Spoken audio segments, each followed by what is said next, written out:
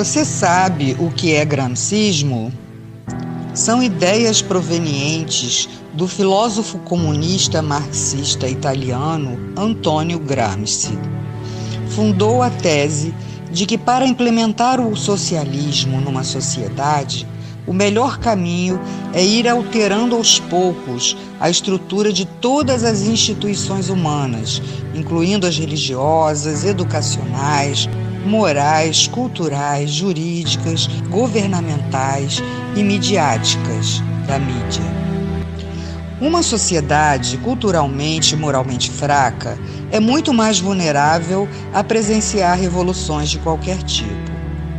Gramsci postulou o conceito de hegemonia cultural, que é o domínio ideológico de uma classe sobre a outra, trazendo o enfraquecimento do capitalismo, culminando em uma revolução e ditadura comunista. Uma nação inteira fica dopada e dominada, formando uma sociedade idiotizada para que se perpetuem no poder. O gramscismo vem sendo adotado em vários países da América do Sul, como Bolívia, Chile, Nicarágua, Argentina, Uruguai, Peru, Guianas, Venezuela e Brasil. Aqui se tornou mais forte no governo de Fernando Henrique Cardoso, quando este permitiu a criação do Foro de São Paulo, proposto por Lula e Fidel Castro. Essa doutrina está sendo inserida em doses homeopáticas na veia da sociedade, e muitos não acreditam que estejam contaminados. O golpe comunista é feito em etapas. Primeira etapa: um governo populista. Essa fase pode ocupar várias presidências do mesmo partido ou da mesma coalizão. Assistencialismo. Há o aumento de bônus familiares por filhos, grávidas, planos de emergência, bolsas, etc. Objetivo: votos de cabresto na próxima eleição e controle sobre a classe pobre. Inchaço da máquina governamental. Com o aumento de cargos públicos, estimam-se 4 votos do grupo familiar por cada emprego público. Os capitais privados começam a diminuir seus investimentos e seus empregados são absorvidos pelo sistema público. Objetivo: votos de cabresto na próxima eleição. Aumento de salários e aposentadorias, inclusive sem contribuição prévia. Inicialmente, contam com a aprovação da classe trabalhadora e dos sindicatos. Depois, começa a espiral inflacionária que anulará todos os aumentos. O custo de vida dispara e o objetivo é fidelização de eleitores e votos de cabresto na próxima eleição. Meios de comunicação. Todos recebem dinheiro do governo, ficando assegurada a publicidade oficial. Transmitem notícias distorcidas e com visões que interessam ao sistema para manipular a massa, e depois começa a censura, impedindo totalmente o conhecimento da realidade através, inclusive, do controle da internet, que se tornará interna e restrita. Aqui no Brasil, vemos a perseguição àqueles que combateram a subversão nos anos 60. Demonizam as Forças Armadas, o regime militar, taxando-o de ditadura e outras mentiras, criando uma imagem de inimigo inexistente, porém temido. A corrupção, esta se fará presente no círculo dos amigos do governo, que estarão protegidos pela impunidade, os deixando livres para saquear os cofres da nação. Uma outra manobra é promover falsas acusações de discriminação às minorias, como índios, homossexuais, presidiários, drogados, etc. Legisla a favor dessas minorias com o objetivo de criação de grupos ideológicos para a defesa do sistema e ainda a fidelização de eleitores para a próxima eleição. Porém, quando o comunismo tiver totalmente instalado, todos serão rejeitados. A delinquência é uma ferramenta essencial para a implantação do comunismo. Dominam as ruas, infiltram-se em manifestações como grupos extremistas, os Black Blocs, que são financiados, assim como os agentes e líderes de movimentos sociais para prejudicar os que são contrários ao sistema. Segurança. Haverá um desmonte progressivo, falta de equipamentos, atraso nos salários, desmoralização por supostos atos de corrupção e violência. Leis que beneficiam os infratores e prejudicam a ação policial. E sobram autoridades para garantir direitos humanos para criminosos, em detrimento das vítimas, incentivando e acelerando a violência. Partidos. Grande fragmentação e alinhamento com a base do governo. Não havendo referências, pois todos seguem a mesma cartilha.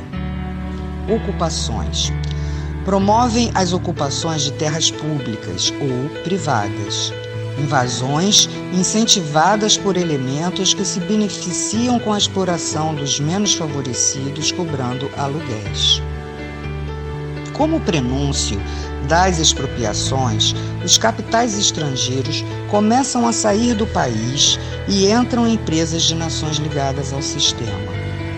A mídia passa a perseguir os empresários nacionais, havendo quebra de muitas empresas e a estatização de outras.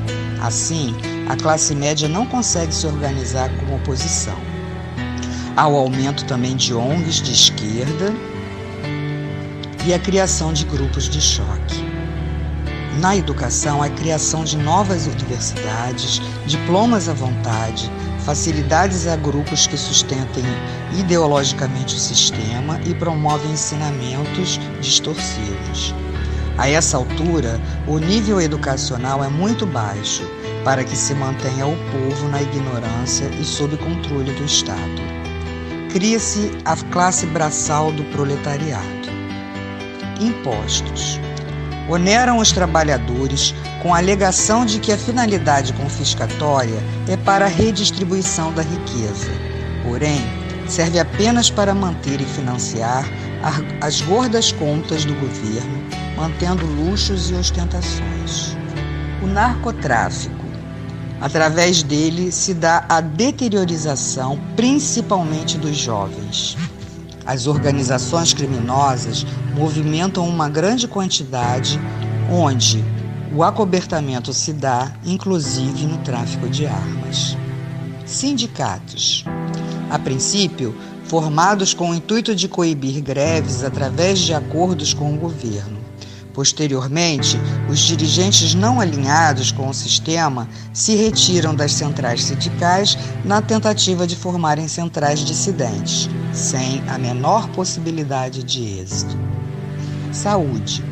Criação do sistema único com crescente diminuição da qualidade e precário atendimento, utilizado pela maior parte da população.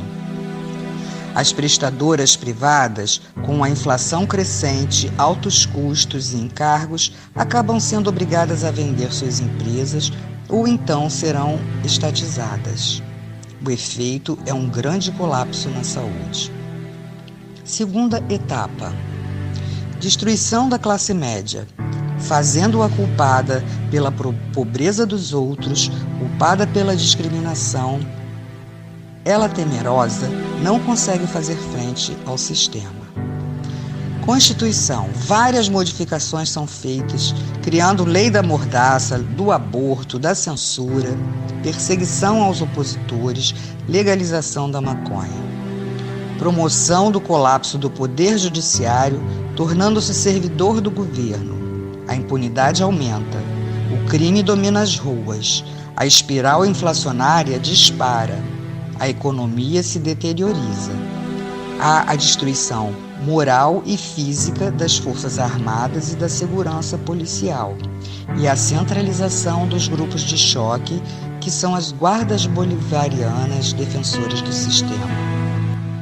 A criação de apenas 2 partidos, sendo um dominante e outro de falsa oposição, surgimento de falsos inimigos implantados para praticar conflitos, saques e invasões. Cria-se a lei que permitirá a perseguição de religiosos.